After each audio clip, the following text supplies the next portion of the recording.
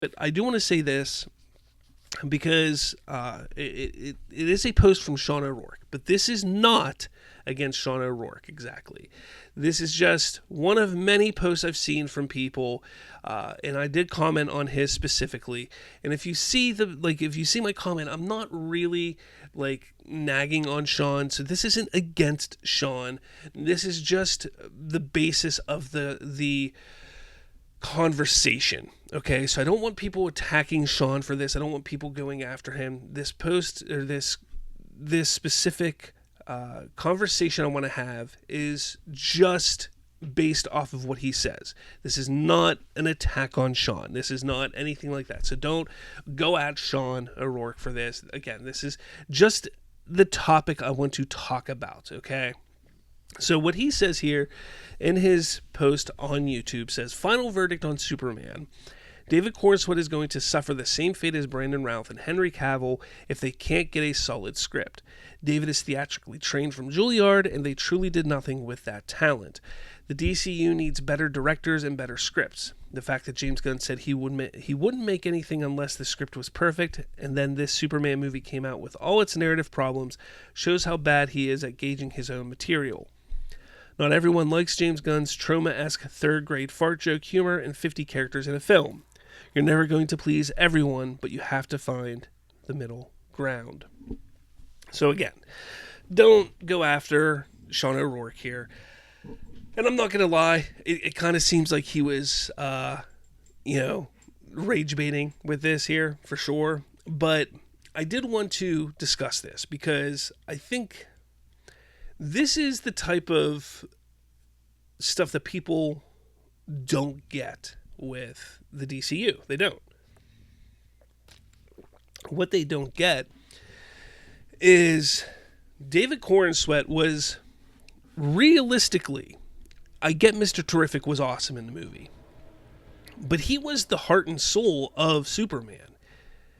To sit there and say that they did nothing with David Cornswet in that film is kind of insincere. Like, excuse me. Take a look at that moment with him and Pa Kent. Take a look at the moment at the end of the movie when he's sitting there talking and giving his speech to Lex Luthor. There's so much done with David Cornswet in this movie. Like, he was utilized properly. And not only that, they have plans to continue utilizing him. He did a fantastic job. I personally, and I know others, look at David Cornswet as a better Superman than Henry Cavill. They look at him as a better Superman than Brandon Routh, than Tyler Hoechlin. Do some look at him better than Christopher Reeve? Maybe. But you sit there and you take a look at what David Cornswet did in just one movie and how he was handled. He did phenomenally well. So that's number one. He says the DCU needs better directors and better scripts. Well, there's been one movie, man. So you're sitting there saying needs better directors and better scripts. We've seen one movie and one script. I mean, Supergirl is said to have an amazing script. Supergirl has a director in Craig Gillespie that is a solid director. Let's see how it plays out. Like, you can't sit there and say, it needs this, the DCU needs this, when we've seen one. Like, who has... Okay, first off, James Gunn is a solid director. He's I'm not going to sit there and say he is peak director. He's not Steven Spielberg director, but he is a very good director, and he's a very good writer when it comes to scripts. You can definitely tell that Superman was edited to hell and back. You can. I said that early on. I have issues with the movie. It's not a perfect movie. I am very curious. I would love to read that script, the original shooting script. I would love to read the original shooting script. to see how different it is from the finished movie. Because I can guarantee that finished script, that original shooting script, I could guarantee you that it is 100 times better than the movie we got. But why they chose to go this route with the movie, I think, is because this movie, it hits a different way than that script would hit. It hits with the general audience more than the original script would hit. And I think that's why they went that route. And it makes sense. You leave that theater feeling hopeful. You leave that theater feeling excited, feeling, wow, that was a lot of fun. And maybe you would have felt that with the other script. But maybe that other script was just a little too long. Maybe there was just a little too many jokes in it. Maybe there was just a little too much of something else in it. And they decided to go that route. Because, you know what? We need to hit the general audience more. We need to make sure that kids love it. We need to make sure that moms and grandparents love it. And that's why they went the route they did. He sits there and says, not everyone likes James Gunn's trauma-esque third-grade fart joke humor. That was not in Superman at all. Not at all. For anybody that thinks that kind of humor was in Superman, I question, show me where. Show me where. 50 characters in a film? Come on. Where were the 50 characters? There weren't 50 characters. Like, you had Superman. Superman was the main character.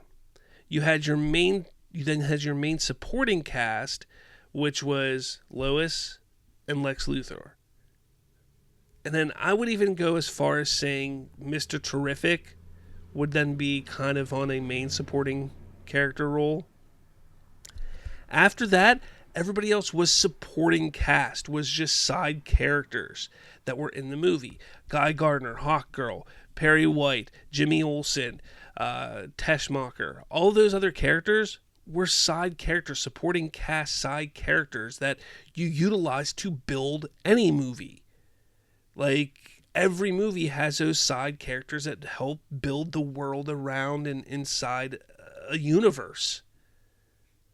So, I don't understand this whole thing. Like, people try to use that and twist and make, like, there are so many characters in that movie. It wasn't a Superman movie. No, it was a Superman movie. It fully was a Superman movie. So, I comment about this, and then you have people who jump on. And, I say, like, we knew DCU was going to struggle at its first coming out the gate. We did. We knew it was going to struggle its first coming out the gates. Everybody knew that. DC Studios, Warner Brothers, every pundit, every fan who understood. Now, yes, there were people who were expecting, who thought, like, oh, this could hit $1 billion. There were people like me who thought it could definitely hit $700 million. But people like me, I didn't think that the views on comic book movies were as down as they were. And the only reason why I can say that is you take a look at Brave New World, you take a look at Thunderbolts, you take a look at Fantastic Four, and you take a look at Superman right now. Those 4 movies, none of them are going to hit $700 million. Some of them couldn't even hit $500 million. And the fact that comic book movies are that low right now, that's telling you that, you know what? People just aren't that into comic book films at this moment. Okay? Superman's a damn good time. It is. But we also knew that DC would struggle out the gate because of the baggage it has. It has some baggage. DC, specifically the DCEU, was hot garbage in the eyes of the fans prior to this. So, yeah, there's a lot of baggage. So you have that going against it. It's going to be okay. This first movie, it did very well. Very, very well. But then you have people that say it has flopped financially. No, it has not flopped financially. Okay, it just hasn't. Nobody thought this movie was going to make huge bank. Nobody thought this was going to be a quick buck. This was all about making an investment into DC. I don't get why people don't want to understand that and grasp that. This was about an investment into DC, into the brand, into building a larger universe. Iron Man was not about making $1 billion. Iron Man was not about making a huge buck at first. No, it was about investing into this new property, into seeing where it could lead. Same with Batman Begins. Batman Begins was not about making a huge buck. It was about seeing, okay, here's a Batman movie. Can we build off of it and make another one? That's how it is. Even Man of Steel was the same way. When they made Man of Steel, it was kind of like, let's see if we can make a little bit of money here and see if we can build off of it. That is how it works, okay? Well, Man of Steel made $670 million in a box of scraps in 2013. It doesn't matter what it made in 2013.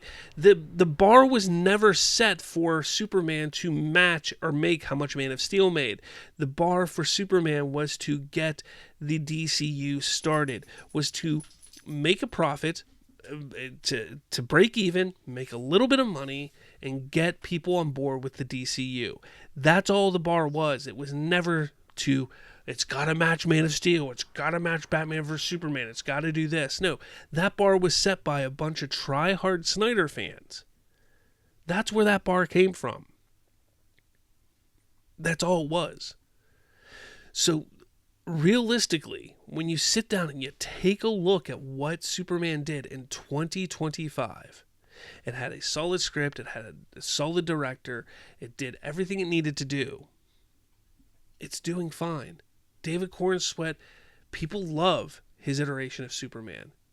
They love his gosh ollies and whatever it is. Like, they love his little his play as Superman and being more Silver Age. Like, they like that. Gee golly gosh, whatever it is. Like, they love that stuff. But people want to continuously talk box office, and it's getting tiresome. It really, really is. I give Sean a lot of credit here, because he doesn't talk box office. He talks things that he believes, whether he believes it or not, or he's trying to rage bait. He talks about Cornsweet. He talks about them needing better directors and scripts. He goes here, but he was wrong on things. And fact of the matter is, this movie has done everything it needs to do. It's moving forward. The DCU is moving forward. And that's another thing that people refuse to acknowledge, is they sit there and they want to compare to Man of Steel. They want to compare to what came before. It's like, it doesn't matter. In the grand scheme of things, anything you say, it didn't hit this number, it didn't hit that number, blah, blah, blah, blah, blah. Who cares? We're getting Supergirl next year. We're getting Clayface. We're getting Lanterns. We're getting Peacemaker in a couple weeks. Like, who cares? Just move away. Move on. Superman was fun. Did you like it? Awesome. Great. Let's go. You didn't like it? I don't freaking care what you liked. Like, who cares? Let's move on. And that's it. You just go forward. Just move forward. But let me know your thoughts. Love to hear what you have to say. Again, don't attack Sean O'Rourke for this. I don't know if he was rage baiting or not, or if he truly believes this. I just thought it was an interesting topic to discuss today. So let me know your thoughts about all this. Love to hear what you have to say. So let me know your thoughts in the comments below.